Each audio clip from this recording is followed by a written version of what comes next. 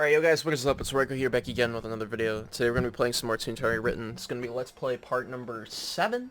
7, really. We're already at part number 7. Uh, does not, does not even remotely seem like at the same pace as when I was first making the series, but it's all for the better because we're making quality over extreme quantity like the last time. I hope you guys are having a great day. Right now for me it's Saturday. I don't know when exactly this is going to be uploaded, so the idea is just let's think about this. This has been a month since the last time I uploaded this. I had comments saying, like, if I gotta wait another month for this, I'm gonna fucking lose it, dude. And I'm like, I'm sorry, man, but you gotta be in the right, like, place to do this and have positive impact from what you're recording or whatever, and that's all I have to say about it. But I do want to highlight a couple comments before I forget, because literally the number one thing for me making more videos or whatever is to know that I'm impacting people in a positive way or whatever, and if I'm not, then I don't want to fucking make videos, you know what I mean? Like, what, it doesn't really make too much sense to me. So, the first comment I want to shout out in this case is from Distancia? Okay, just keep in mind, I'm gonna butcher everybody's fucking name. I'm Royko the Butcher, alright? Keep that in mind. I'm going to butcher your name. Please don't be upset. If anything, it's a sign of respect when I butcher your name so bad that, you question, did you make the username like that or not? So I gotta say, you the real one, Royko. Turned 18, recently got a job, started running every day, finally started opening up to my friends more. Waking up at 6 a.m. was kinda not poggers at first, but the amount of time I have in the day now is astonishing. Keep at it, we're all gonna make it someday, I'm telling you. And that is something that is fucking beautiful. So, from my perspective, what I have to say is that I was, I'm glad that you got this mindset at an early age. 18 is a great age to get that sort of level-headedness. So I tip my fucking fedora to you, my man. Like, seriously, that's huge. That's great that you're starting to realize this at such an early age. Because for me, it was probably when I was in college, like, pondering my own existence, you know, burning through all this money. And then I decided, you know, I'm not gaining anything from doing any of this. And so I decided I needed that change, and the change or whatever was dropping out, or whatever the correct term would be. I would consider it dropping out, but it's withdrawing from university even though I'm doing all right, knowing that there is no value within what I'm doing. And there's no value that I'm gaining from within myself by staying here, and I've got all these horrible habits that I'm doing, all these horrible tendencies that I have. So how do I break that? And I was taking myself out of that environment and trying to make myself into a better person, because I was a horrible person there. There's no going around it. There's no going around it, and I had no purpose, no thing to plug myself into. So I'm proud of you, seriously. I'm proud of you, Distancia, for figuring that out at such an early age, and you have my utmost respect for that. David F. Killa says, "You, sir, are a wise man, blessing me with your talks. I appreciate the fuck out of you, man. You've been subbed for a cool, steamy minute, dude. It gives me these icons for people that have been subscribed for a while, and clearly that just means people who have stuck through the WWE highlights phase, the Black Powder Gaming phase. So if I see that little fucking symbol, dude, you're the true OG, so thank you so much." There's one more that I wanted to shout out to. Monica M says, "Ben, been watching you for about 5 years now, and I gotta say you're the real one. Your vids are always a boost to my mood, especially during the long work week. Life gets you down sometimes, but I know your vids always bring me back up. Loving the realism these past few vids, perfect mix of your humor and genuine thoughts. Good stuff, man. Love to see it." Thank you so much, Monica. I appreciate you guys so much. Okay, we're gonna go get into the video now. I swear, dude, I'm like about to fucking like tear up. It's like, it's not like bad either. It's just like, goddamn, dude, it feels so good. It feels so good to be having a relatively good impact on people. So thank you for commenting, seriously. So Charlie Shortle, Woody Nickel, we gotta go to Silly Street, and we gotta go to this other place in Loopy Lane because we're going to be Messenger Boy. So what I want to talk about in today's video, in particular, and what I've been mulling over, is that even the correct word? I just kind of thought of it in my head. I'm not sure if that really even makes any fucking sense. But what I've been constantly rotating into my head and grinding these fucking stupid gears in my head is how am I going to make this video talking about work while also not opening myself up for intrusion, not opening myself up for people like swatting me, or not. You know, I had a I wasn't necessarily super open with everything, especially with like location and everything. But the whole idea is that I'm getting a call from somebody. Now's not the time, Chief. It was a no-name number, dude. It's a bot boy trying to sell me his shoes or something. God damn it, dude. It just cut off my train of thought. So I was trying to think of a way to describe all these things without it revealing information that would lead to trouble for me later down the line, and without increasing case of liability in case somebody that I talk about or whatever gets like triggered or all that stuff. I'm not trying. The reason why I even bring up that stuff is not in a way to rub shit into people's faces in the past.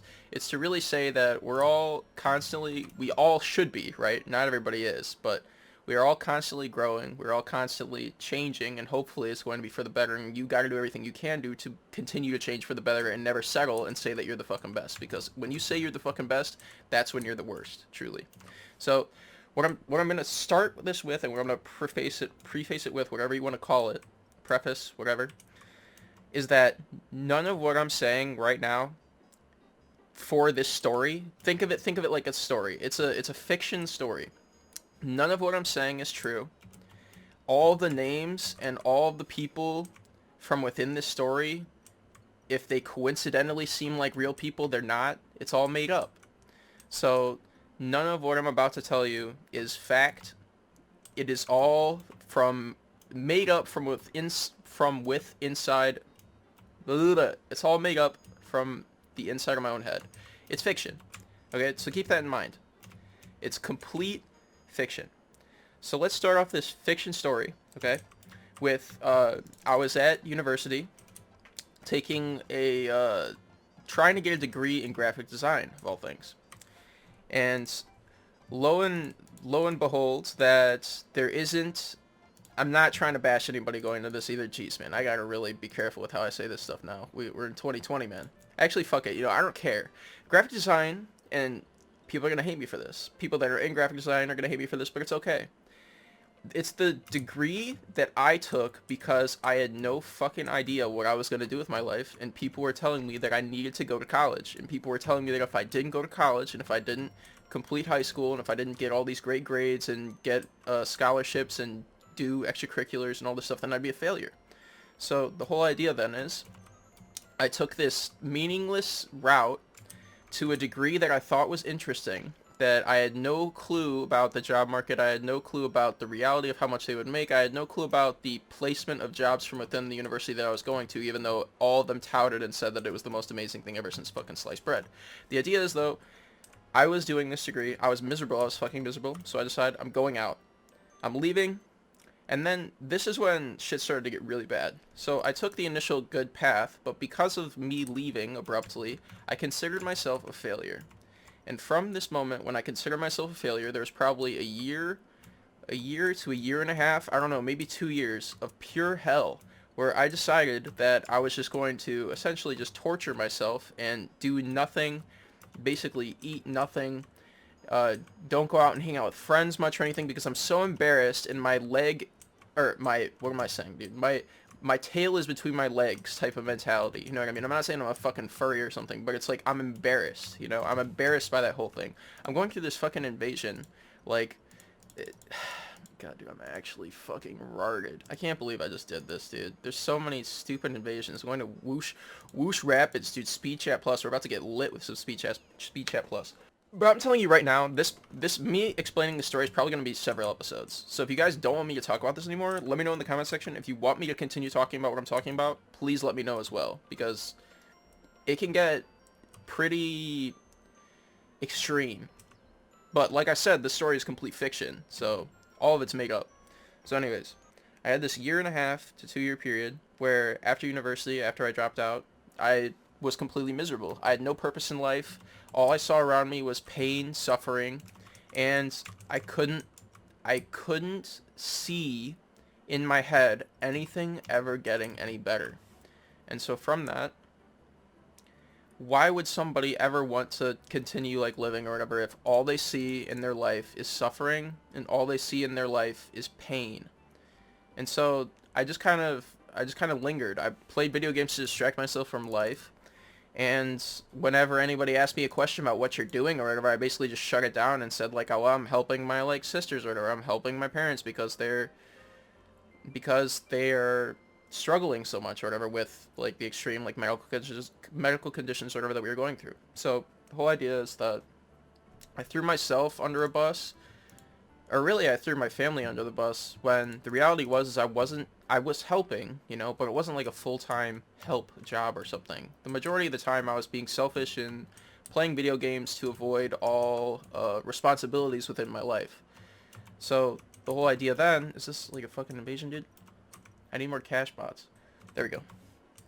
So the whole idea then is I myself thwarted my own growth because I did not see any other reasonable alternative with what I was doing. There was nothing that I could do that would make my life any better. And so my whole entire life, I was also essentially, by public education through big state schools or whatever, I was essentially brainwashed. And I'm not trying to say this is like a victim card thing. I'm just saying that it's very clear rhetoric that says that when you get out of school or whatever, you go to college. When you get out of college, you work a job that you'll hate for the rest of your life. That's what I was fed, if that makes sense. That's what I was fed by all around me. And then if I didn't go to college and if I didn't do that, then I would be a failure forever, and there's no going around it.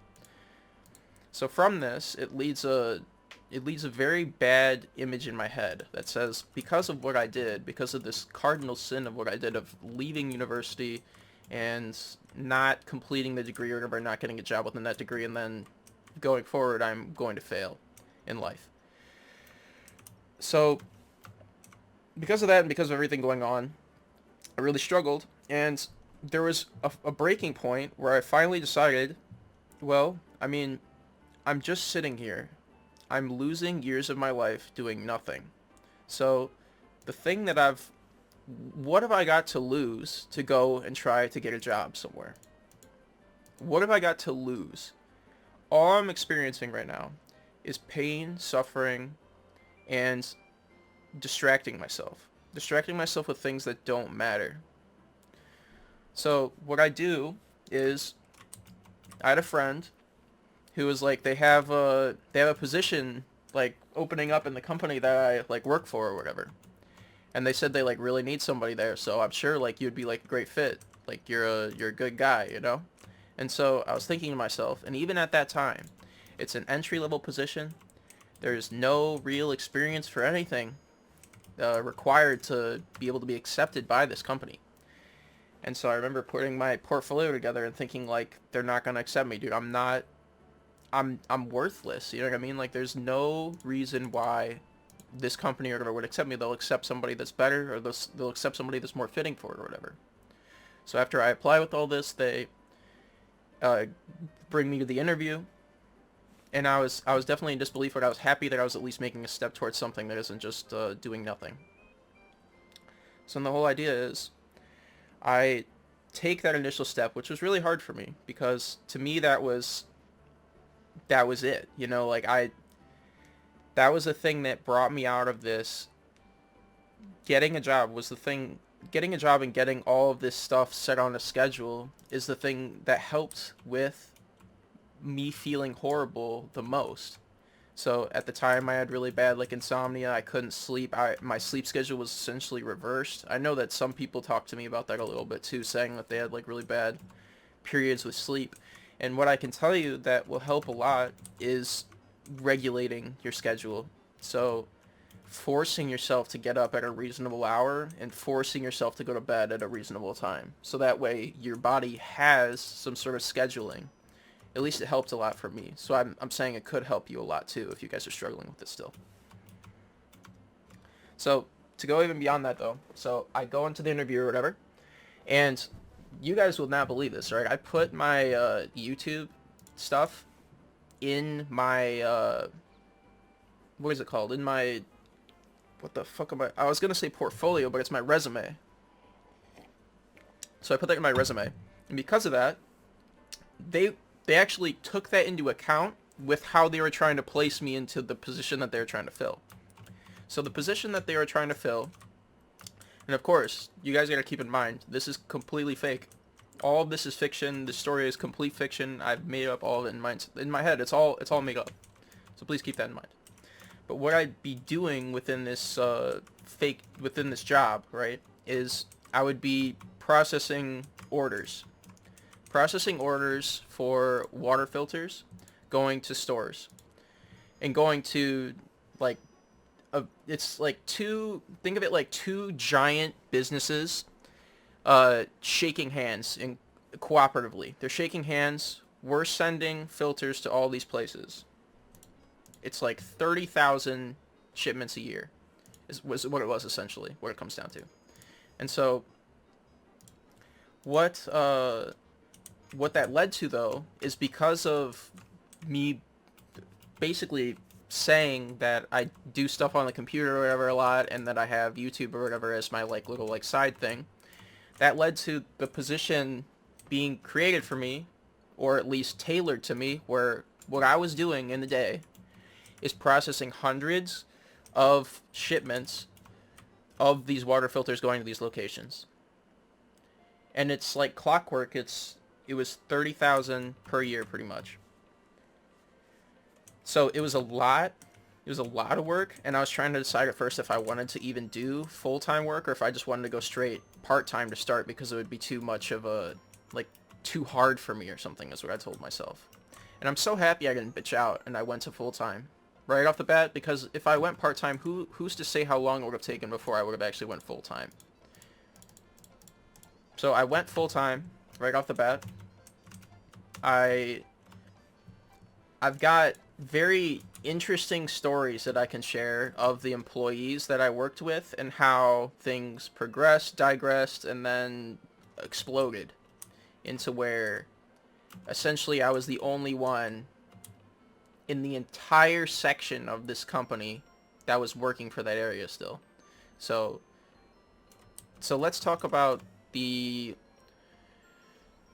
actual, I don't know, the interview was pretty simple. You know, it wasn't as hyped up as everybody says interviews could be or whatever. It was just basically saying like what are your like skills and all that stuff, and how will it like help us. And so it was pretty fucking straightforward. They just really needed somebody. They really needed somebody at the time to fill a very specific role, and I filled that role. And once I got acquainted with it, I did it really well. But the reason why I bring this up too, and the reason why is not for to pump myself up, you know what I mean? And to viewers or whatever. It's not to pump myself up. It's to say that I was at an extremely low point, getting no sleep every day, having no purpose. And the brutally blunt point of it is that I wasn't making any progress with myself. I wasn't making any money. There was nothing going into the bank account. All that was going into my bank account was YouTube. It was either being a deficit or it was being even. There was very little times after that point where I was actually making money off of YouTube, if that makes sense. So I was making okay money in college or whatever when I was pumping a shit ton of content out, but when I was taking that break from it or whatever, there was essentially, it was neutral or loss. And I mean, even to this day, right now, it's a loss. But do I give a shit? No, because I work a 9 to 5, so I can support doing that. I can support doing that as like my passion while I do my 9 to 5 to work, so I can eat, you know? So the whole idea is it's changing my perspective from YouTube is the only thing I'll be able to do in my life to make money, to be happy or whatever, to there's a billion things that I could fucking do, seriously, be successful in, and I could make a living off of it. And that perspective to me was huge, and that's why I'm so happy that I never went into YouTube full time. Because I would have limited my... Are you kidding me, dude? They're actually scamming me. 2 boots in a row. I just got put up 1 bean for fishing 3 times because I got 2 boots. I can't believe that. I got actually scammed. I'm gonna go to the Toon HQ and then I'm gonna go complete this task here. I've been kind of going off the rails here. So let's talk a little bit more about the actual job itself. So I was extremely worried at first that I wasn't going to be able to fill this role, that I wasn't going to be able to do this role successfully, and that I would be letting down not only the company that I'd be working for, but my friend who in my eyes or whatever at the time I was like, man, he just stuck his neck out for me. But really it was just a simple like request, you know? And I know he cares about me, and that's why he even did it in the first place. He's like, this guy is struggling, you know? Hopefully this job order can can give him some stability within this earthquake of a life he's been living, you know? So I appreciate that. And you know who you are, you know? I don't expect you to watch my videos, you know, at all, but I appreciate that you even thought of me in that time or whatever, and know that what you did, the simple, what may seem simple to you, simple request of asking me and asking me again when I was hesitant and asking me again or whatever, is just that brought me more stability than you will likely ever know, and I appreciate it. And again, the reason why I'm trying to bring it up is not to pump myself up, but to let you guys know that if you're struggling, or if you're in the same scenario where you're going back and forth, university, different colleges, whatever, you see no purpose in anything you're fucking doing, what do you have to lose? Seriously, what do you have to lose by taking a break from dumping into all this debt that you're constantly dumping into in most cases? I mean, not a lot of people can afford, like, big university or whatever. Seriously, it's fucking ridiculously expensive. It's stupid expensive. So what do you have to lose by taking a break from college, taking a break from all that, and just starting to work somewhere and make money? Seriously, what do you have to lose? The answer is time. The only thing you have to lose is time, because you'll be making money out of it. You know what I mean? This isn't slave labor. You'll be making some money out of it, and you'll give yourself a chance to work, to really work, because that's the thing that I was lacking. I've worked side jobs, but I've never actually worked. Like working full time, where you plug into something bigger than yourself, you produce value, and then people appreciate that value, while you're also making more money too. So that's the question that I asked to people that were in a similar scenario, because there has to be somebody, you know, there has to be somebody that was in a similar scenario to where I was in at that time, and I don't want somebody to give up because they think there's no alternative, because I'm telling you there is. There is, and in my case it was working. That's what helped me the most. So within working, I remember the first day I started working, essentially it was me and 2-3 other people. So I had a boss, and a media boss, that was in the same building as me. So how it worked is there was 2 buildings. Consider it like there was a rented building that I would be working in, and then across the street there would be the main building. So really I was disconnected from the heart of the company. I was in my own little area while the rest of the company operated across the street. But even with that being said, it's still like apparent or whatever that we were running a very important part of this company. And I mean, just based on the billing, based on the amount of revenue that we generated consistently, there's never a time when we weren't generating consistently really good revenue from this. So I know it was an essential part of their business just because of the company's overall valuation versus how much profit in millions we were making them per year. So it was hugely important. I didn't necessarily take this into account extremely early on, but I understand it now, you know, and I know that from what I do or whatever, that it leads to more. It leads to more after the initial shipment or whatever. It leads to more service, it leads to more profit or whatever gained through hard work. So it starts with what I do, and it doesn't end with what I do either. So the first day of work, it was pretty stressful. I had no idea what specifically I was supposed to do. The training that I got was subpar, and the funniest thing was that the person who was supposed to be training me or whatever, he himself didn't understand the full... I guess what I want to say is he didn't understand problems and resolution, like solving. So if there was a problem, and early on he was nice about it, but when it happened like more than once, and when he didn't even explain the solution when it did happen, then I started to really question things. And so let me introduce you to the 2 starting people that I started working with. So the first person would be, let's call him number 3, all right? Number 3, he was a super tall, lanky guy. He was pretty much always high as a kite. Always high. Like, I used to think that I was bad with that kind of stuff, but this was ridiculous. And he was a funny guy. He was chill at times, but you started to realize the things that really made it hard for him to function as a human being. But when we first met, it was cool and everything, and then I started to understand some of the things that, some of the really bad, like, demons that were within him, and he used smoking, just drugs in general, as a way to distract himself from it. Like I used video games. I got bad with drugs for a little bit, but I don't think I got quite that bad, especially with the harder drugs. So the point of it being is he was like any human, an extremely flawed human being. He had a wife, he had a kid, and he was a decent person to hang out with for a bit and to work with. He was all right. He was a hard worker sometimes, until there were any problems anyways. So the other person that was within this company that I was working for, so there's two people. It was my coworker, which was number 3, and my immediate boss, which we'll call him Tank. Tank was a well, let me I'll try to explain. I'll try to explain Tank in a way that would be acceptable, I guess. So he was a big mobster looking guy. A lot of tattoos, and he had a golf cap on. So the thing that he was very vocal about things. He was very vocal, and he did not care about repercussions of things that he would say.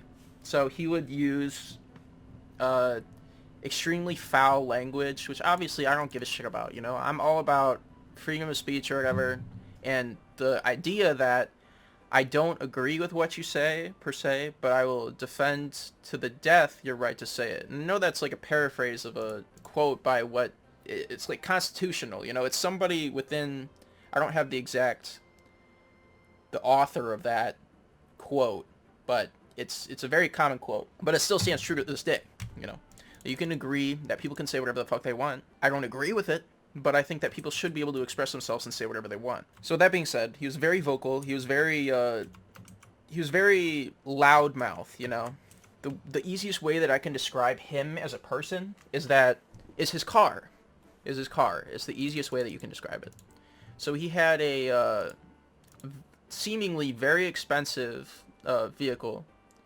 I'm pretty sure it was like a Cadillac. And it describes him so well, it's painful for me to think about it right now. So on the outside, it is the cleanest, like, most pretty looking vehicle you've seen, you know, in terms of like how they take care of it or whatever. And then it plays the most loud, obnoxious sounds from the vehicle, literally vibrating the car to the point where it's probably doing damage to the car itself. So on the outside, looks fine, and it's playing extremely loud music. But as soon as you enter the inside, it's empty, lifeless, and it's lacking any form of character. And that's how I would describe him. And it's not in a way that I'm trying to be offensive towards this person at all. It's just, there are things that I've picked up in time that, it's the lying is what really got to me. So the lying, the manipulation, and I've never experienced somebody who is there's a phrase for it. It's like it's somebody who constantly lies. Now I'm blanking on the phrase, but it's important to know because that's what this person was. It was a mental condition in my eyes that this person had to lie about everything. Even stuff that it would be pointless to lie about. And so then what I think of is how can this person live a functional life? How can this person have relationships, have a kid, have multiple kids, and have functional relationships within their life? How are they not all broken? And the answer is I don't know if they are functional.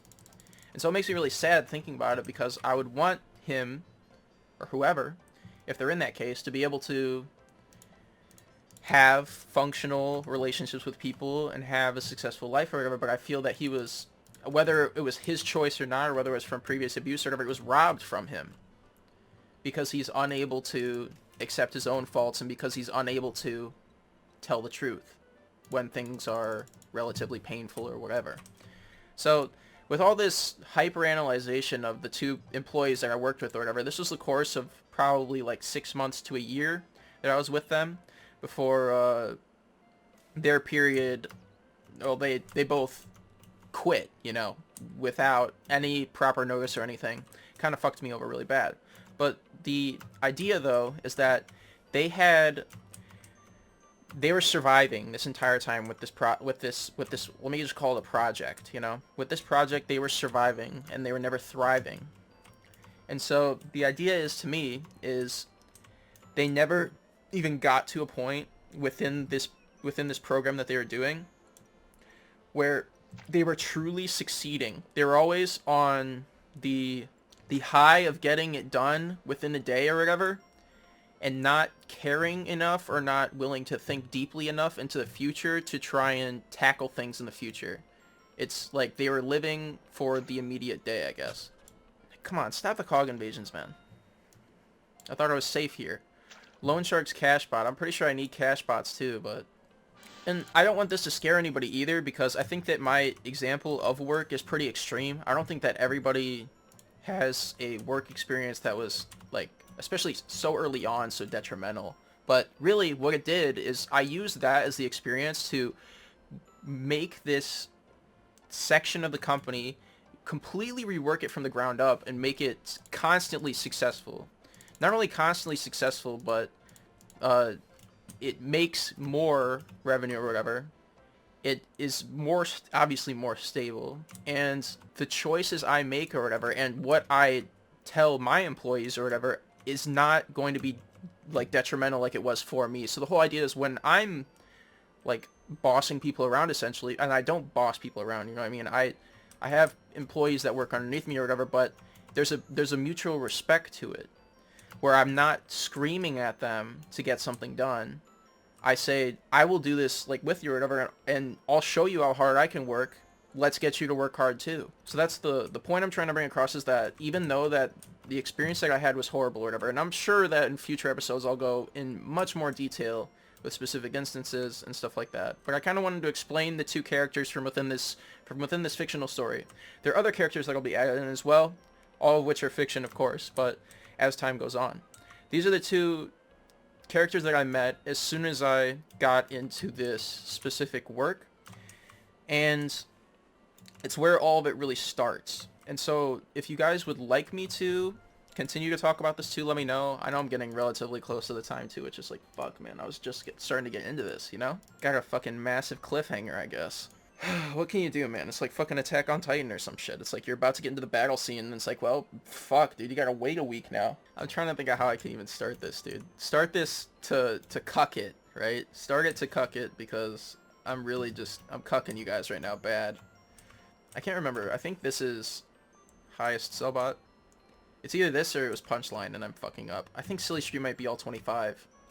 I think it's Punchline, dude. I think it's Punchline. I think I fucked up. Yo, can I give you guys a huge fucking shout out also? 16,000 views on part 1 for Toontown Rewritten. We're going to be smashing the fuck out of the numbers, though, for the Corporate Clash series. I'm telling you right now, it's going to be much higher, and I'm going to be uploading that much more frequently than the series. I love Toontown Rewritten for everything it does, but there's more content in Toontown Corporate Clash, and I want to support that more than I want to support just pure nostalgia, I guess. I want to support good, positive change rather than just sticking with the monotonous. Is that... No, I need sell bots, not cash bots. And I was right. It's 40% here, dude. What the hell am I thinking? Trying to go to fucking Silly Street or whatever, dude. What the hell? So let's talk about specific instances here. There was one in particular that resonated with me. So very early on with what I was doing, what I have to do for my role, specifically for my job or whatever, when I started working there, was I would get a sheet of paper attached with an order, and what I would do is I would enter in the number exactly like the number says through two systems that were essentially handshaking each other. You know, they were working together, they were cooperating together. So I'd put in this order number. It would pop out and auto-populate with address, with all of this information. I'd have to verify that that information matches with the physical sheet of the shipment, because it's extremely easy from within the system that we had at that point, and even still to this day a little bit, it's extremely easy to produce errors. And so there was nothing within the system that we had to stop these errors. It was all dependent on human interaction and intervention to stop these errors from happening. So as an example, let's say I enter in order 999999999. Think about that, about all different random characters. It can be hard at times to not fudge a fucking number and fuck the whole process up. And I did it. I did it not regularly, but I did it every once in a while. And every time I did it, it was like the third Nagasaki or Hiroshima just went off, but it didn't end World War III or end World War II. It started World War III. You know what I mean? That's what it was like. So early on, it wasn't as big of a deal or whatever, but because my immediate boss didn't even know, in my eyes, he didn't have the proper, like, problem-solving, like, mechanics, he would just yell, you know what I mean? And he would, even more so to my other employee, he would yell whenever there'd be errors, especially to my other employee. And so that fucked with me bad, dude, to the point where I knew in my head I could never make a mistake, and then if I did, it was game over. And the process that I was doing itself was easy by definition, but because of the quantity of how much I had to do and the amount of time it took to do each specific thing and having to do hundreds within a day, it made it kind of hard. So the whole idea is that now I know, like, I have the problem solving in my head, so when I do make a mistake or whatever, when it does happen, I actually trail it back now. I try to understand how the problem happened in the first place, which is the most important thing about problems. When you fuck up, it's a good thing. Seriously, it's a good thing if you look at it in the right way. So if you fuck up something for the first time, and you're like, man, this sucks, I'm gonna beat the shit out of myself, beat myself up senselessly because I fucked up and I'm a perfect human being, I shouldn't be able to do that. Well, the joke's on you, because you're human, you're inherently flawed, and having that kind of mentality is a recipe for self-destruction. And I used to be like that. I used to be a little perfectionist fuck. And let me tell you, it's not healthy. So what I tell you is, figure out how the problem happened.